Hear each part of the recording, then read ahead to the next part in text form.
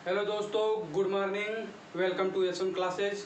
तो आइए हम लोग आज मूल विधि पर चर्चा करेंगे और जानेंगे मूल विधि में कितनी धाराएं होती हैं, कितने अध्याय होते हैं। ठीक है, तो आज आइए हम लोग आईपीसी पर, भारतीय दंड संहिता पर बात करेंगे। ठीक है, तो आइए देखिए मूल विधि हमारा भारतीय दंड संहिता। भारतीय दंड संहिता यूपीएसआई में इससे क्वेश्चन पूछे जाते हैं दोस्तों, भारतीय दंड संहिता से। और आज हम लोग जानेंगे भारतीय दंड संहिता कहाँ से आया, कहाँ तक लागू, भारत में कहाँ तक लागू होता है और कहाँ तक इसका विस्तार है। ठीक है, इसी को इंडियन पेनल कोड भी कहते हैं। ठीक है, इसी को शॉर्ट में आईपीसी 1860 में ये प्रस्ताव पेश किया गया और 1 जनवरी 1862 में लागू हुआ दोस्तों। 1 जनवरी 1862 में लागू हुआ था। इसमें आईपीसी में 23 अध्याय हैं। 23 अध्याय मतलब इसी को पाठ कहा जाता है, अध्याय। ठीक है, 23 अध्याय हैं और धारा इसमें कितनी है दोस्तों? धारा है 511 धारा आप लोगों को पढ़नी है आईपीसी में। भारतीय दंड संहिता 1860 में इसे लागू कब किया गया? 1 जनवरी 1862 में। ठीक है, तो आइए इसमें हम लोग पहले अध्याय पर बात करेंगे। पहला अध्याय जो हमारा है, पहला अध्याय है इसमें धारा 1 से 5 तक दिया गया है। ठीक है, इसमें क्या हमारा है, पहले धारा में क्या है? पहले धारा में बताया जाता है मतलब उसका परिचय पत्र कहिए, परिचय कहिए या उद्देशिका। ठीक है, उद्देशिका पहले में दिया गया, या परिचय। ठीक है, परिचय के बारे में बात, इसमें क्या है उसको बताया गया है पहले अध्याय में। और परिचय या इंट्रोडक्शन इसको भी कहते हैं। तो आइए जानते हैं धारा 1 से और अध्याय 1 से वो आगे चलते हुए हम लोग आज धारा 1 से लेकर पढ़ेंगे और धीरे धीरे सभी धारा को जानेंगे। ठीक है, तो आइए आप लोगों को एक चीज़ और बता देते हैं।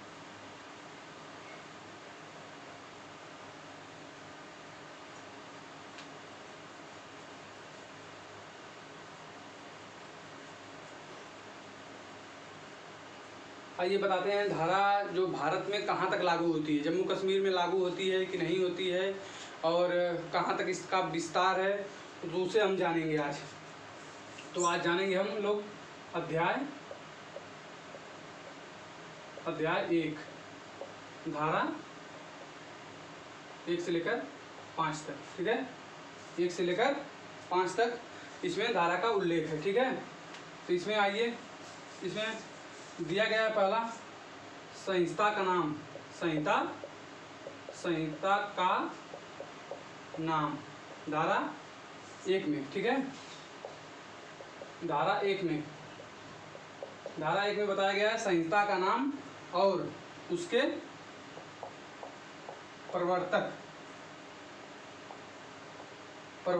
का विस्तार, मतलब कहाँ तक इसका विस्तार है, प्रवर्तक का विस्तार। ठीक है, संहिता का नाम और क्या तथा उसके प्रवर्तक का विस्तार, मतलब इसका आईपीसी का विस्तार कहाँ तक है, जम्मू कश्मीर में है कि नहीं और भारत के बाहर है कि नहीं, ये इसके बारे में आज धारा 1 में इसको बताया गया। तो आइए इस पे देखते हैं।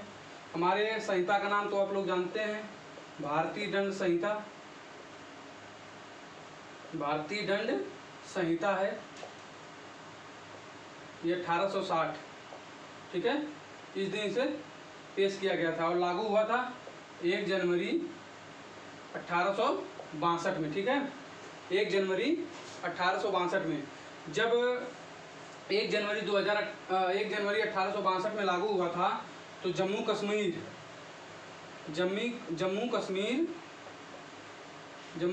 को छोड़कर पूरे भारत में लागू किया गया था, पूरे भारत में लागू हुआ था। जम्मू कश्मीर जब 1 जनवरी 1862 में लागू किया गया तो जम्मू कश्मीर को छोड़कर पूरे भारत में लागू हुआ था। लेकिन दोस्तों आप लोगों को पता होगा कि 5 अगस्त 2019 को राज्यसभा में एक बिल पेश किया गया था जो था जम्मू कश्मीर अधिनियम, पुनर्गठन अधिनियम। उसके तहत 31 अक्टूबर 5 अगस्त 2019 को राज्यसभा में और 6 अगस्त 2019 को लोकसभा में 6 अगस्त 2019 को लोकसभा में बिल पेश किया गया था और उस पे 9 अगस्त 2019 को राष्ट्रपति ने मंजूरी दी थी। ठीक है, 5 अगस्त 2019 को राज्यसभा में पेश किया गया और 6 अगस्त 2019 को लोकसभा में और 9 अगस्त 2019 को राष्ट्रपति इस पे मंजूरी दी। और तो एक डेट निश्चित की गई कि कब इसे लागू किया जाएगा, तो उसे 31 अक्टूबर 2019 को जम्मू कश्मीर में लागू हुआ। जम्मू कश्मीर में ये लागू हो गया। ठीक है, आईपीसी जम्मू कश्मीर में 31 अक्टूबर 2019 को लागू हो गया। ठीक है, इस जम्मू कश्मीर पुनर्गठन अधिनियम के तहत, ठीक है, पुनर्गठन अधिनियम के तहत 31 अक्टूबर 2019 को जम्मू कश्मीर में भी लागू हो गया। लेकिन जब 1 जनवरी 1862 में लागू हुआ था तो जम्मू कश्मीर को छोड़कर पूरे भारत में लागू किया गया था। आइए तो आईपीसी का विस्तार देख लेते हैं कहाँ तक है। इसके पहले ये भी जान लीजिए कि जम्मू कश्मीर में आईपीसी नहीं था तो वहाँ निर्णय कैसे लिया जाता था। तो वहाँ के एक राजा थे रणवीर, वहाँ के एक राजा थे। वह अपने नाम से एक रणवीर पीनल कोड बनाए थे। ठीक है, वहाँ का एक संहिता था रणवीर पीनल कोड, रणवीर दंड संहिता वहाँ का। ये जम्मू कश्मीर का था, केवल जम्मू कश्मीर में लागू होता था। ठीक है, तो आइए भारत में देखा जाए कहाँ तक आईपीसी का विस्तार है।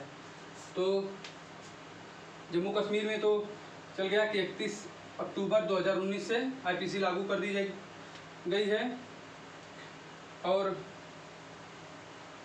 जब 5 अगस्त 2019 को लोकसभा में और 6 अगस्त 2019 को राज्यसभा में पेश किया गया था और 9 अगस्त 2019 को राष्ट्रपति से मंजूरी मिली थी। तो एक डेट निश्चित की गई जो 31 अक्टूबर 2019 को जम्मू कश्मीर में लागू किया गया। ठीक है, तो आइए इसका विस्तार देखते हैं, संपूर्ण भारत का विस्तार।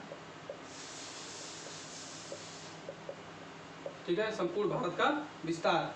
यहाँ देखिए स्थल क्षेत्रफल, ठीक है, और जल क्षेत्रफल। ठीक है, पहला, ये दूसरा स्थल और जल, और तीसरा पृथ्वी के ऊपर आसमान। ठीक है, पृथ्वी के ऊपर आसमान।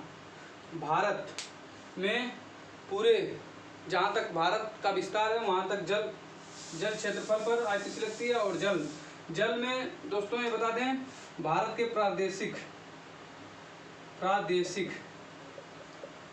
प्रादेशिक विस्तार जो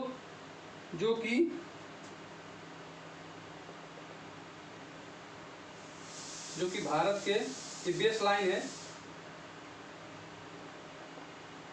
बेस लाइन से लगभग 12 नॉटिकल मील, ठीक है। 1 नॉटिकल मील बराबर 1852 मीटर होता है और 1 नॉटिकल मील बराबर 1.852 किलोमीटर होता है, ठीक है। तो हमारे भारत के बेस लाइन जो यहाँ ये श्रीलंका है, ये बेस लाइन हमारा है, ये समुद्री क्षेत्र है, इसके ये सब समुद्री क्षेत्र हैं। तो यहाँ से 12 किलोमीटर, यहाँ से कहाँ तक 12 नॉटिकल मतलब 12 नॉटिकल मील को कहिए 22.1 किलोमीटर, लगभग 22 यहाँ से इधर और इधर 22.1 किलोमीटर या 12 नॉटिकल मील, यहाँ तक हमारा प्रादेशिक विस्तार है, प्रादेशिक विस्तार है, ठीक है। तो यहाँ पर भी ये 12, मान लीजिए ये 12 नॉटिकल मील या 22.1 किलोमीटर है लगभग। तो यहाँ पर भी जो कोई अपराध होगा तो क्या होगा, वो आईपीसी के अंडर आएगा, ठीक है, भारतीय दंड संहिता के अंतर्गत आएगा, ठीक है। तो यहाँ तक तो आप जान गए, ये प्रादेशिक क्षेत्र जो विस्तार है समुद्र में, यहाँ 12 नॉटिकल मील जो कि लगभग 22.1 किलोमीटर होता है, ठीक है। तो दोस्तों हम लोग भारत का संहिता, भारतीय दंड संहिता और भारत का विस्तार कहाँ तक है उसको जान लिए कि मतलब भारत। और दोस्तों इसको बता दें, ये पृथ्वी के ऊपर आसमान जो है, पृथ्वी के ऊपर आसमान, ये जहाँ तक ये विस्तार है प्रादेशिक विस्तार, इसके ऊपर भी आसमान पर कोई भी घटना या कोई अपराध होता है तो वो भी क्या होगा, आईपीसी के अंतर्गत आएगा, ठीक है। आईपीसी के तहत उस पर दंड का प्रावधान लगेगा, ठीक है। तो आइए धारा 1 में तो आपको बता दिए ये सब विस्तार और कौन सी संहिता है, तो भारतीय दंड संहिता है और विस्तार हमारा कहाँ तक है, पूरे संपूर्ण भारत, जम्मू कश्मीर को लेकर। जम्मू कश्मीर पे कब से लागू किया गया, 31 अक्टूबर 2019 से, 31 अक्टूबर 2019 से हमारे जम्मू कश्मीर में भी लागू कर दिया गया। जम्मू कश्मीर का एक अपना संहिता था जो था रणवीर दंड संहिता, उसे अब हटा दिया गया है और वहाँ पर भी भारतीय दंड संहिता का प्रावधान लागू कर दिया गया है 31 अक्टूबर 2019 से। तो आइए धारा 1 हमारा कंप्लीट हो गया, आते हैं धारा 2 पर। धारा 2 क्या कहता है, भारत के अंदर, धारा 2 क्या कहता है, भारत के अंदर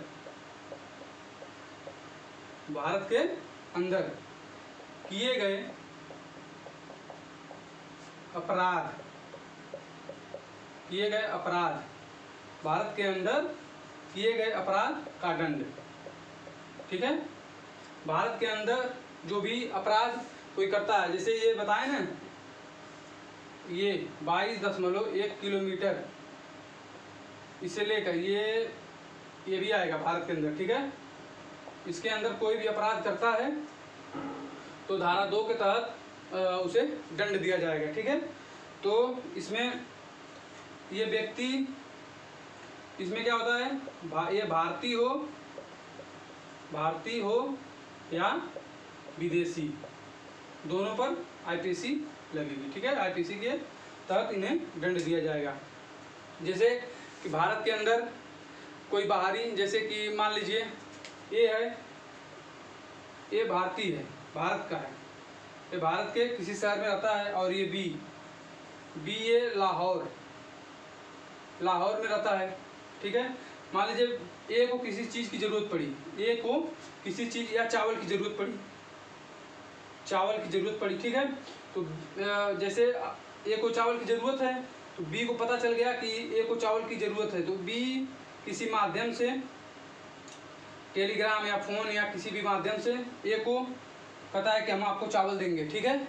ए को कहता है, बी कहता है ए को कि हम आपको चावल देंगे, तो पहले आप कुछ एडवांस जमा करिए, एडवांस, ठीक है। पर ए बी कहता है कि हम आपको चावल देंगे लेकिन पहले आप एडवांस जमा करिए। तो मान लीजिए ये 5 लाख रुपए दे देता है, 5 लाख रुपए दे देता है। ये बी क्या करता है, 5 लाख रुपए लेकर फरारी काट लेता है, मतलब कहीं भाग जाता है तो ये क्या होगा, बी पर आईपीसी के तहत दंड लगेगा। ठीक है, ये भारत के बाहर का है, उसके बाद भी इसे भारतीय दंड संहिता के प्रावधान से इस पर भी दंड लगाया जाएगा। ठीक है, ये भारतीय पर भी लागू होता है और विदेशी पर भी, तो इसको नोट करिए दोस्तों।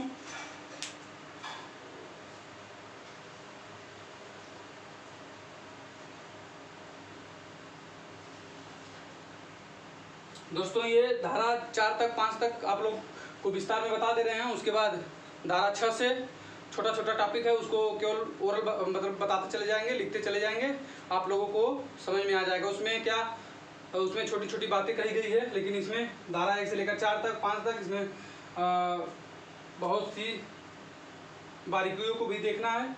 तो ये आप जान गए कि भारत के अंदर किए गए अपराध के लिए दंड है। ठीक है, जैसे ये भारतीय है, ये विदेशी है, तो ये इस प्रावधान के तहत इसे आईपीसी के तहत दंड दिया जाएगा। ठीक है, आइए धारा 3 पर, धारा 3 पर चलते हैं।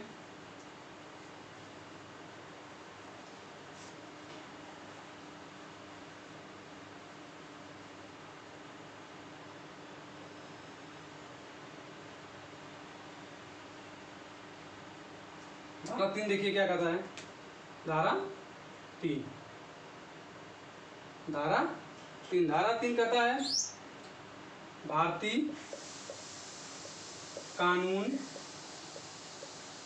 कानून द्वारा उत्तरदायी, भारतीय कानून द्वारा उत्तरदायी भारत के बाहर, इसको ब्रैकेट में कर लीजिए। ठीक है, भारतीय कानून के उत्तरदायी, जैसे इसको आपको बता दें, भारत के बाहर, यदि आप भारत के बाहर कोई अपराध करते हैं तो आईपीसी के अंडर में आएगा। ठीक, जैसे कि मान लीजिए भारत में ये है, ये क्या है, भारतीय है, ये विदेश जाता है, मान लीजिए ये इंग्लैंड आ गया, ठीक है, भारत में पत्नी के रहते हुए दूसरे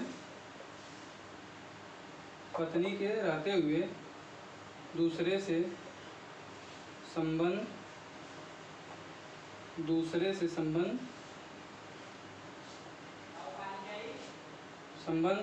बनाना अपराध है। ठीक है, भारत में जो है पत्नी के रहते दूसरे से संबंध बनाना अपराध है, लेकिन इंग्लैंड में यह अपराध नहीं है। ठीक है, यह इंग्लैंड में अपराध नहीं है। तो कोई भारतीय चाहे कि हम जाएं इंग्लैंड में ऐसा कोई कृत्य कर दें, काम कर दें, ठीक है, कृत्य कर दें या काम कर दें, तो हमें दंड का प्रावधान, मतलब दंड से बच जाएंगे। ठीक, तो नहीं दोस्तों, यहाँ पर देखिए कि जैसे यहाँ पर कोई अपराध करता है या किसी के साथ ये संबंध बनाता है, तो ये भारत के आईपीसी या भारतीय दंड संहिता के प्रावधानों के तहत इसे दंड दिया जाएगा। ठीक है, इसे दंड दिया जाएगा। तो और यहाँ पर क्या है, ये भारतीय हो, बाहर जाकर कोई ऐसा कृत्य करता है जो कि बाहर अपराध नहीं है, लेकिन इंडिया में क्या है, इंडिया में अपराध है, इस तरह कामों को या कृत्य करता है तो उसे आईपीसी के तहत दंड दिया जाएगा। ठीक है, इसमें छोटा सा यही है कि आप भारत में उसे अपराध माना जाता है, लेकिन जहाँ पर आप कृत्य या कोई कार्य कर रहे हैं वहाँ अपराध न माना जाए, तो इसके लिए यहाँ पर धारा 3 के तहत आपको दंड दिया जाएगा। ठीक है, तो आइए, उम्मीद करते हैं ये समझ में आया होगा। तो आइए धारा 4 पर चलते हैं। धारा 3 से ही जुड़ा हुआ है, लेकिन उसमें थोड़ा सा अंतर है, बहुत थोड़ा सा अंतर है दोस्तों, थोड़ा सा धारा 3 और धारा 4 में बस थोड़ा सा अंतर है। अंतर ये है कि आइए बताते हैं। धारा 4 में क्या है, धारा 4 में 3 चीज़ें दिया गया है, पहला, दूसरा, तीसरा। ये कोई भारतीय भारत के बाहर कोई भारतीय भारत के बाहर अपराध, भारत के बाहर अपराध, भारत के बाहर अपराध, ठीक है। और ये इसमें क्या है, दूसरे में ये दिया हुआ है, जैसे पानी की जहाज, मतलब पानी की जहाज, पानी जहाज, पानी जहाज, हवाई जहाज, पानी जहाज, हवाई जहाज जो भारत में रजिस्टर हो, ठीक है, भारत में रजिस्टर हो, तो उस पर कोई काम करता है, उसे बताते हैं, थोड़ा लिख लें, उसके बताते हैं। ये तीसरा है, ठीक है, कंप्यूटर, कंप्यूटर संसाधन, कंप्यूटर संसाधन, या कंप्यूटर संसाधन के बारे में, ठीक है। कंप्यूटर संसाधन किसी भी व्यक्ति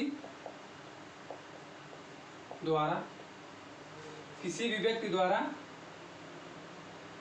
हैक कर लिया जाता है, उसके संबंध में, ठीक है, उसके संबंध में। आइए तो जानते हैं धारा 4 में क्या है। पहला वाला देखिए, धारा पहला, जैसे कि कोई भारतीय है, ए, कोई भारतीय क्या है, ए है, ये भारतीय है, ठीक है, ये बाहर जाता है इंग्लैंड में जाता है, किसी की हत्या कर देता है, किसी क्या कर देता है, हत्या कर देता है, ठीक है। ये भारतीय ए है जो इंग्लैंड में जाता है, किसी की हत्या कर देता है, किसी की हत्या कर देता है, तो यहाँ पर क्या है, इसे दंड के अंतर्गत रखा गया है, ये दंड है। और यहाँ पर भी क्या है, ये मतलब अपराध है, दंड के में रखा गया है, अपराध है, अपराध, यहाँ पर भी क्या है, अपराध। तो बस 3 में क्या था, धारा 3 में यही था कि यहाँ पर अपराध नहीं था, लेकिन भारत में क्या था, अपराध था, लेकिन यहाँ पर इंग्लैंड में अपराध नहीं था, लेकिन यहाँ पर क्या है, यहाँ मतलब इंग्लैंड में भी अपराध है, भारत में भी अपराध है। तो इंग्लैंड सरकार भारत को आदेश दे सकती है, आदेश कर सकती है कि आपके भारतीय ने हमारे यहाँ किसी की हत्या कर दिया है, ठीक है, तो इस पर भारत के आईपीसी तहत दंड मिलेगा, ठीक है। और इंग्लैंड सरकार भी दंड लगा सकती है, लेकिन ये भारतीय यहाँ चलाता है, भारत में यहाँ अपराध करके भारत में चलाता है, तो इंग्लैंड सरकार आदेश दे सकती है, लेकिन दंड क्या होगा, आईपीसी के तहत, भारतीय दंड संहिता के तहत, ठीक है। तो 3 में और 4 में बस यही अंतर है। 3 में क्या है कि यहाँ पर इंग्लैंड में अपराध नहीं था, लेकिन यहाँ पर अपराध था, और 4 में क्या है, यहाँ पर भी अपराध है, यहाँ पर भी अपराध है, ठीक है।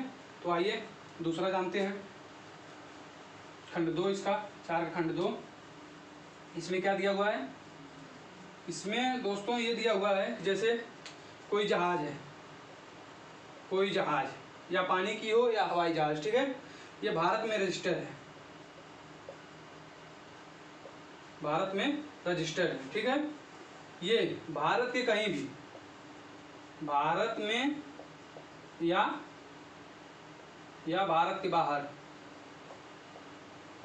भारत के बाहर, भारत में, ये भारत में रजिस्टर हो, लेकिन भारत में हो या भारत के बाहर, तो उसमें व्यक्ति बैठे, मान लीजिए ये जहाज है, ठीक है, ये जहाज है, इसमें एक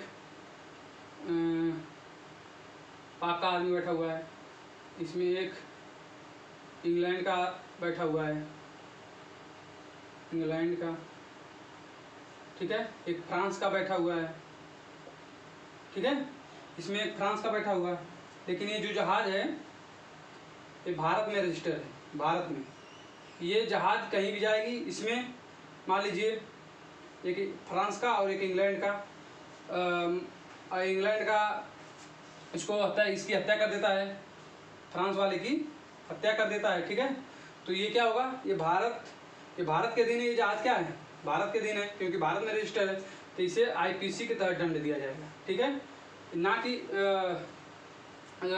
कि फ्रांस के संहिता के हिसाब से, लेकिन नहीं, यहाँ आईपीसी के तहत, भारतीय दंड संहिता के तहत अपराध मतलब इसे अपराधी या दंड दिया जाएगा, ठीक है, क्योंकि ये भारत में रजिस्टर्ड है, जहाज रजिस्टर्ड है, ठीक है, ये भारत में। और कहीं भी ये भारत के बाहर हो या भारत के अंदर, ये जहाज या ये पानी जहाज हो या हवाई जहाज हो, ये कहीं भी हो तो इसे आईपीसी के तहत या भारतीय दंड संहिता के तहत इसे दंड दिया जाएगा, ठीक है।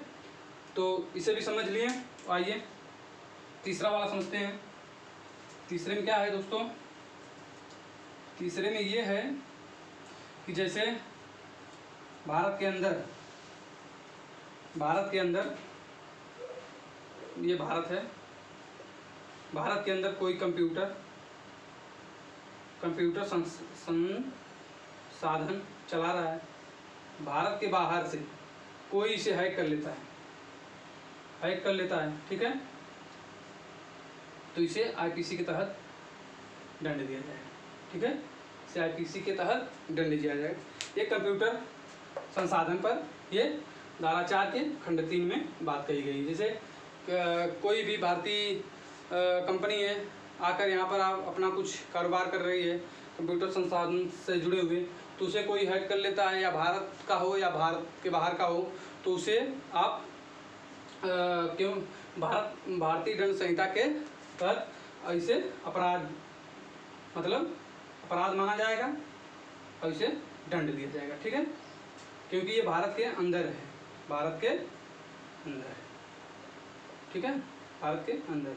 तो आइए नोट करिए दोस्तों।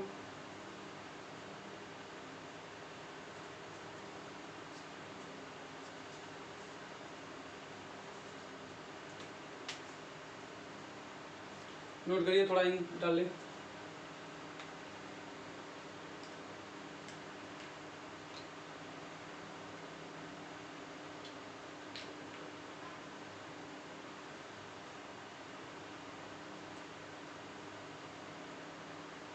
आइए मिटाते हैं, चलते हैं धारा 5 पर। धारा 5 पर क्या दिया गया है?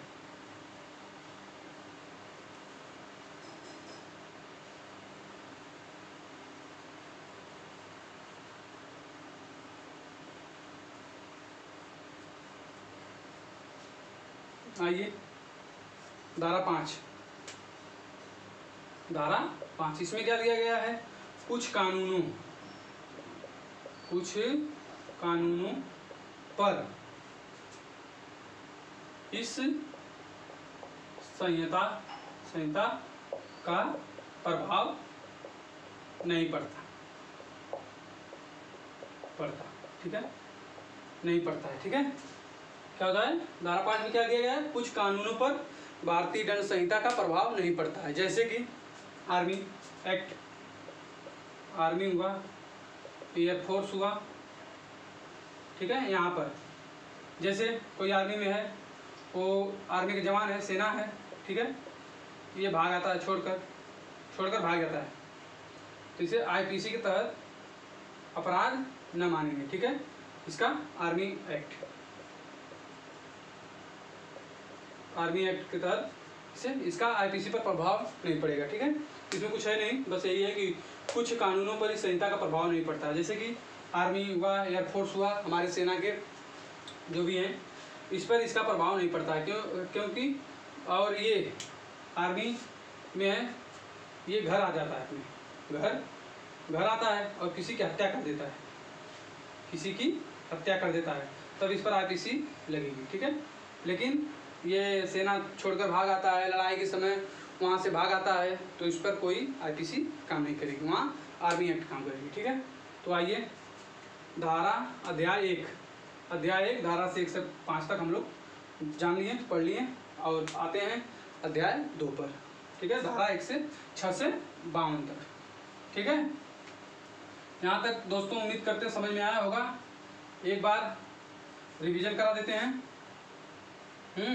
धारा 1 से लेकर 5 तक, धारा 1 से लेकर 5 तक। एक में क्या दिया हुआ है? उद्देशिका, एक में उद्देशिका या इंट्रोडक्शन,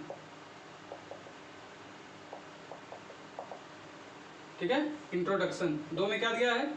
भारत के अंदर किया गया अपराध, ठीक है। तीसरे में क्या दिया है? भारत के बाहर, भारत के बाहर भारतीय द्वारा किया गया अपराध, जो कि विदेश में या जहाँ अपराध या कृत किया गया है वहाँ पर अपराध न हो, लेकिन भारत में अपराध हो, उसके लिए है। 4 में क्या है, 4 में 3 चीज़ दिया गया है। भारत के बाहर तीसरे से जुड़ा हुआ है, लेकिन यहाँ पर क्या है, दोनों जगह अपराध हो, दोनों जगह अपराध हो, ठीक है, दोनों जगह अपराध हो। और यहाँ इसमें क्या किया दिया गया है, जहाज या हवाई जहाज के बारे में, ठीक है, कि भारत में रजिस्टर हो, भारत में हो, कहीं भी भारत के अंदर हो या बाहर, उस पर अपराध होता है किसी के द्वारा, या भारतीय मूल का हो या भारतीय मूल का नहीं हो या किसी भी मूल का हो, तो ये भारत IPC के तहत इसमें दंड का प्रावधान किया है। यहाँ पर कंप्यूटर से कंप्यूटर संसाधन, कंप्यूटर संसाधन पर अपराध है। और 5 में क्या दिया हुआ है, प्रभाव नहीं पड़ता, प्रभाव नहीं पड़ता IPC का, जैसे आर्मी, एयरफोर्स, ठीक है, आर्मी और एयरफोर्स। तो आइए, इतना उम्मीद करते हैं दोस्तों समझ में आया होगा। एक बार आप लोग और रिवीजन कर लीजिएगा, एकदम अच्छे से आप लोगों को समझ में आ जाएगा। तो आइए चलते हैं धारा मतलब अध्याय 2 पर, और धारा 6 से लेकर 52 तक, ठीक है।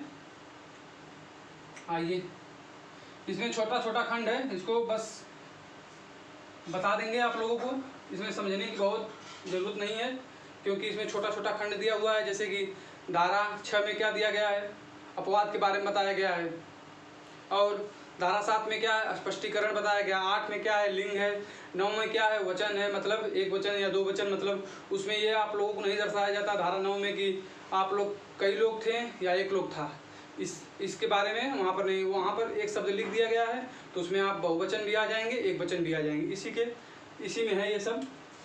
तो इससे ज़्यादा बहुत डीपली पढ़ना नहीं है, बस जानते रहिए, जहाँ डीपली है वहाँ हम आपको बता रहे हैं, ठीक है। इसमें है 6 से लेकर 52 तक, ठीक है, अध्याय 2। तो आइए धारा 6 पढ़ते हैं। धारा 6 में क्या दिया गया है, धारा 6 में अपवाद है, ठीक है। तो आइए, इसमें अपवाद दिया गया। अपवाद, ये अपवाद क्या होता है, जैसे कि IPC लागू नहीं होता है, कहाँ नहीं लागू होता, अपवाद की है, कौन है, ये है भारतीय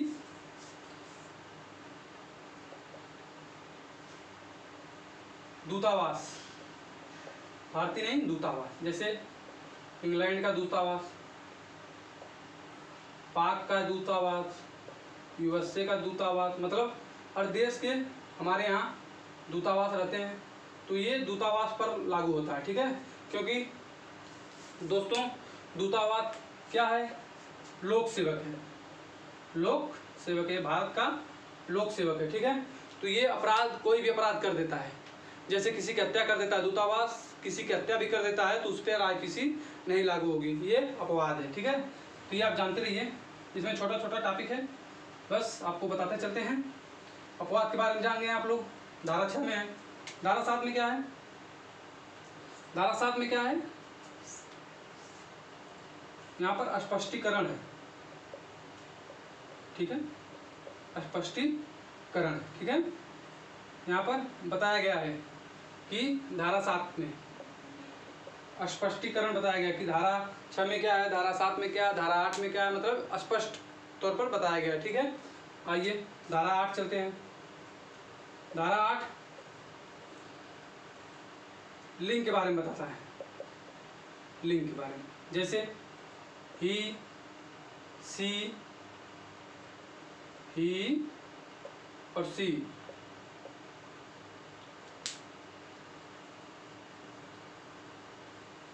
जैसे यहाँ पर लिंग के बारे में बताया गया है, यहाँ पर अपवाद के बारे में, यहाँ स्पष्टीकरण के बारे में, यहाँ पर लिंग के बारे में। लिंग के बारे में ये बताया गया है, जैसे कि दोस्तों वहाँ पर क्या बोलते हैं उसको, जैसे इस पर FIR लिखा जाता है, FIR, इसमें ये नहीं बताया जाता है कि ये एक लिंग के बारे में, जैसे कि लिंग के बारे में बताया ये नहीं जाता है कि ये नर है या नारी, ये यहाँ पर लिखा नहीं जाता है, ठीक है।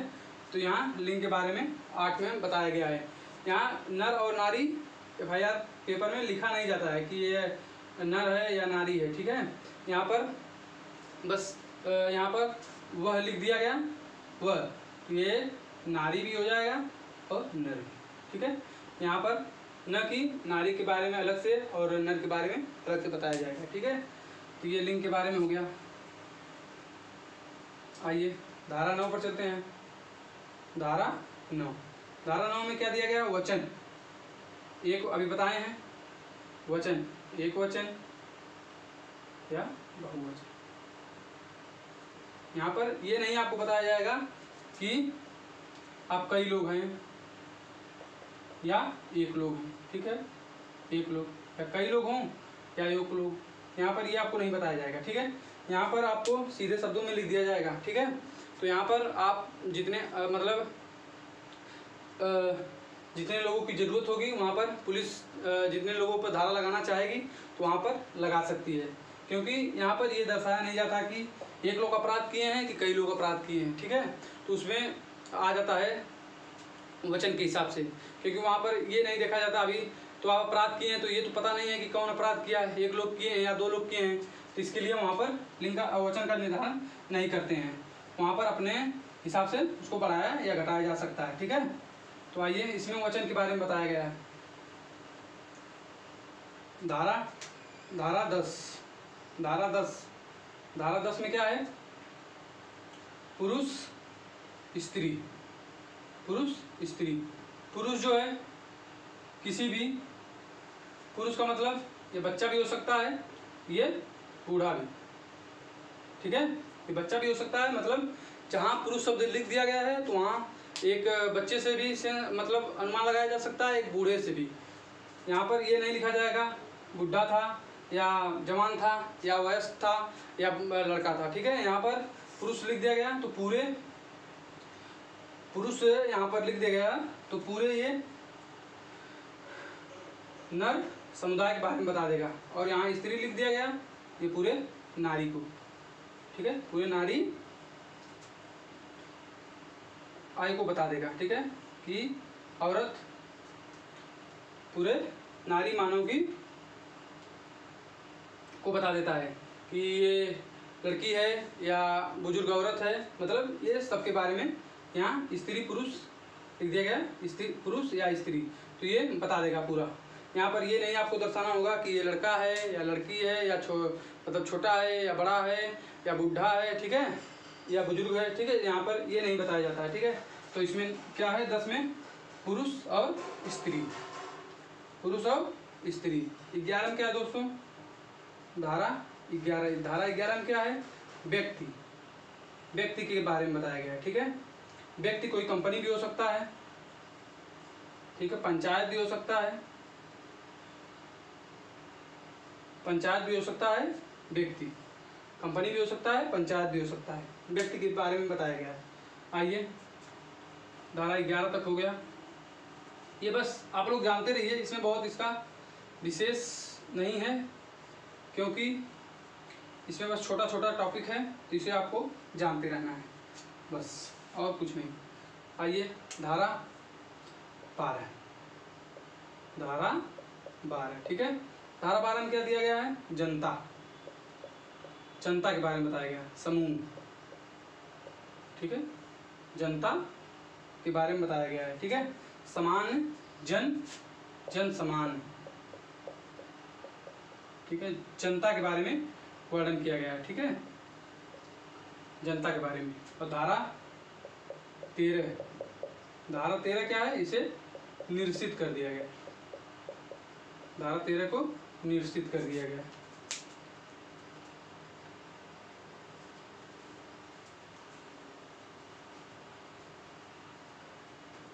धारा 13 को निरसित कर दिया गया है। आइए धारा 14,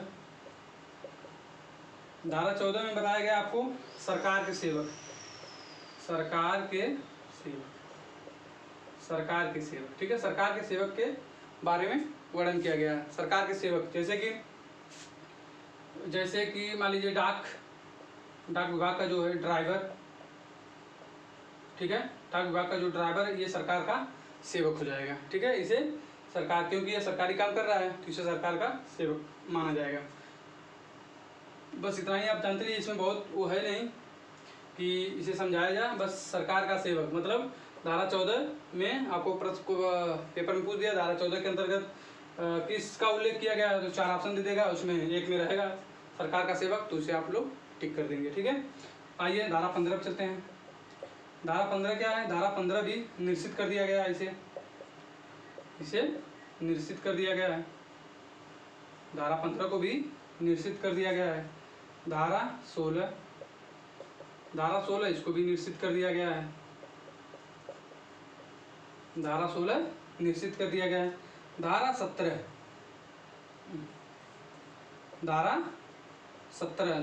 में क्या है? सरकार। इसमें क्या है? सरकार। ये केंद्र की सरकार भी हो सकती है और राज्य की सरकार भी। इसमें सरकार का वर्णन किया गया है, ठीक है। धारा 17 में सरकार का वर्णन किया, केंद्र सरकार या राज्य की सरकार, ठीक है। तो आइए धारा 18। धारा 18 में क्या है? भारत का वर्णन है, पूरे भारत के बारे में वर्णन किया गया है, बताया गया है, ठीक है। 18 में भारत के बारे में। और धारा 19 क्या है? जज के बारे में या न्यायाधीश के बारे में उल्लेख है, उसमें बताया गया। न्यायाधीश वो होता है जो दो पक्षों का दलीलें सुनकर अपना फैसला सुनाता है, उसे जज कहते हैं। तो 19 में जज के बारे में उल्लेख किया गया है। आइए धारा 20 पर चलते हैं। धारा 20 में दोस्तों क्या है उसे भी जान लेते हैं। धारा 20 में क्या है? न्यायालय,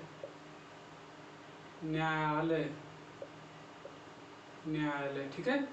धारा 20 में न्याय, इसे न्याय का घर भी बोलते हैं, न्याय का घर, ठीक है। न्यायालय जिसमें बैठकर जज फैसला सुनाते हैं, ठीक है। जज बैठकर फैसला सुनाते हैं, उसे न्यायालय कहा जाता है। आइए धारा 21 में क्या है दोस्तों? वहाँ पर धारा 17 में क्या था? धारा 17 में सरकार था और 14 में क्या था? सरकार का सेवक। धारा 14 में क्या था? सरकार का सेवक। यहाँ क्या है? लोक सेवक, ठीक है, लोक सेवक। यहाँ धारा 21 में क्या है? लोक सेवक। और धारा 14 में क्या था? धारा 14 में क्या था? सरकार का सेवक। सरकार का सेवक और लोक सेवक में दोस्तों अंतर है। क्या अंतर है उसको जान लेते हैं। जैसे कि बताए हैं डाक विभाग में कोई ड्राइवर है तो उसे क्या बोला जाएगा? वो सरकार का काम कर रहा है तो उसे सरकार सेवक। लेकिन लोक सेवक उसे कहते हैं जिसका पेमेंट या वेतन संचित निधि से जाता है, संचित निधि से। जिसका संचित निधि से वेतन जाता है, उसे वेतन जो है संचित निधि से, उसे हम लोक सेवक कहते हैं, ठीक है। उसे हम लोक सेवक कहते हैं। जैसे चुनाव आयोग के सदस्य या अध्यक्ष और कैग के अध्यक्ष, ये लोग लोक सेवक के अंतर्गत आते हैं, ठीक है। तो आइए धारा 22 में क्या है? चल संपत्ति के बारे में बताया गया। चल संपत्ति जो वो संपत्ति जो एक जगह से दूसरे जगह ले जा सकें,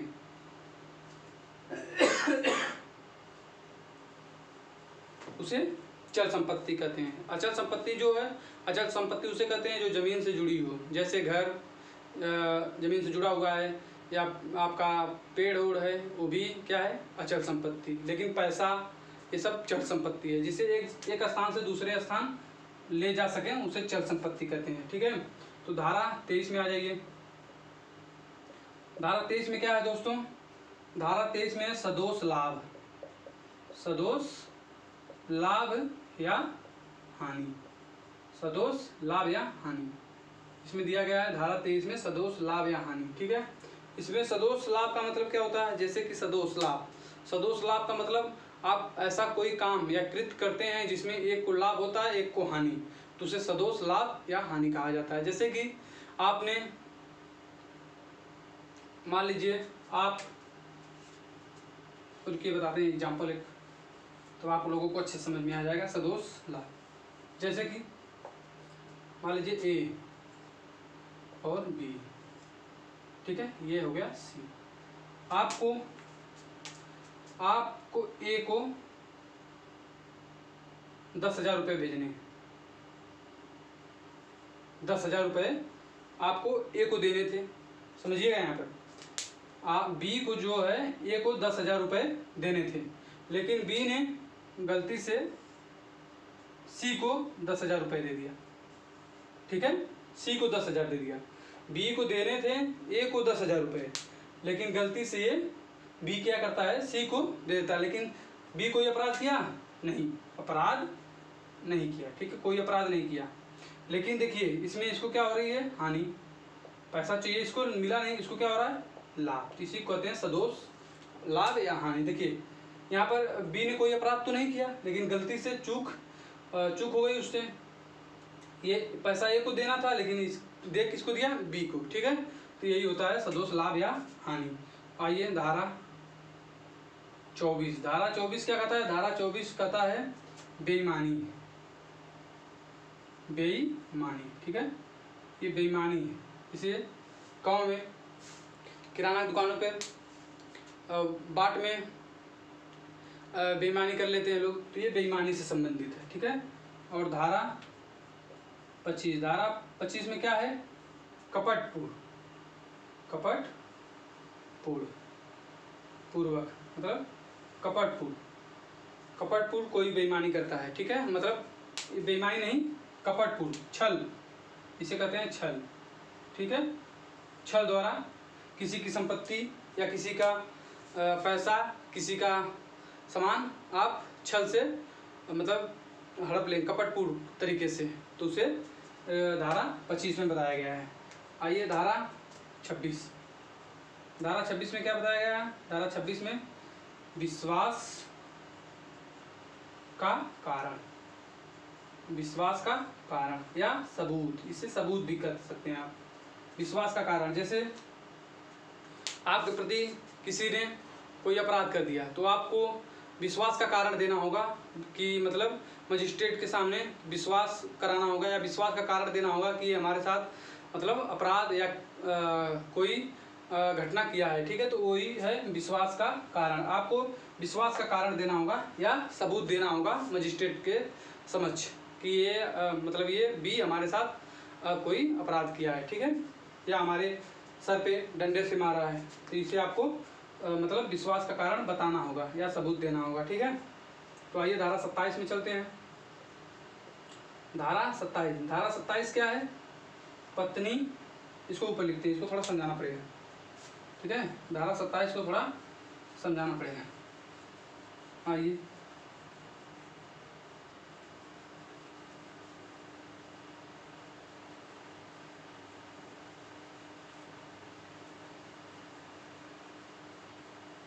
धारा 27, धारा 27 क्या है, पत्नी नौकर को दी गई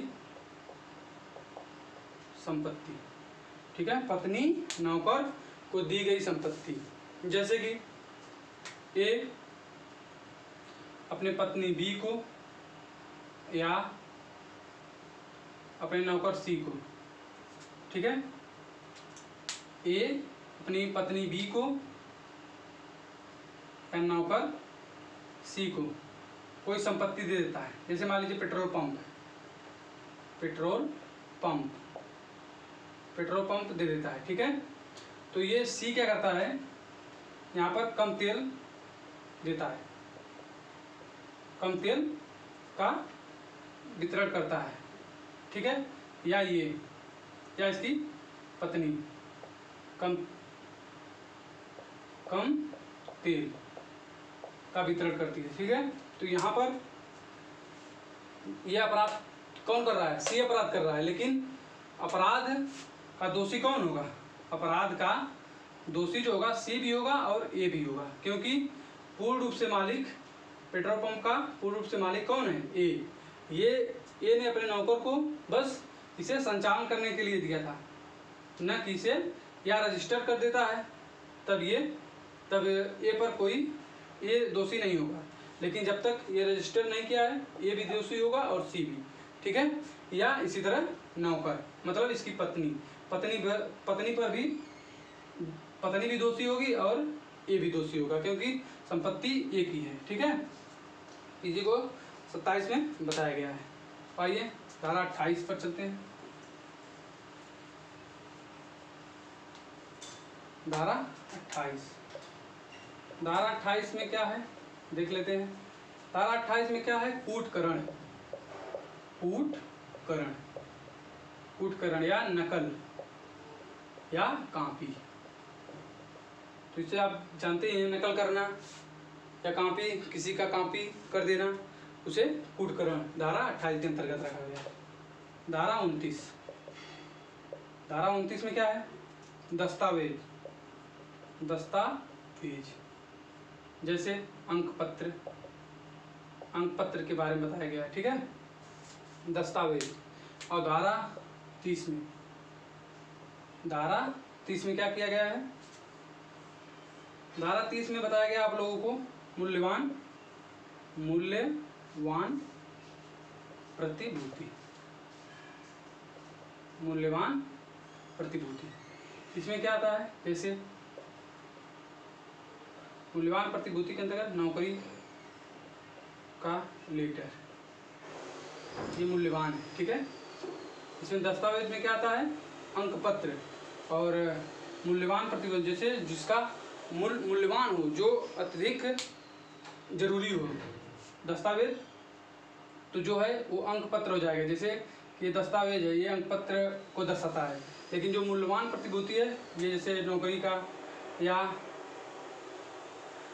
का इसमें सबसे अच्छा उदाहरण है। ठीक है, और देखिए एक छूट गया है धारा 29 ए। इसमें क्या है? कंप्यूटर रहित दस्तावेज। ठीक है, और धारा 30 ये है।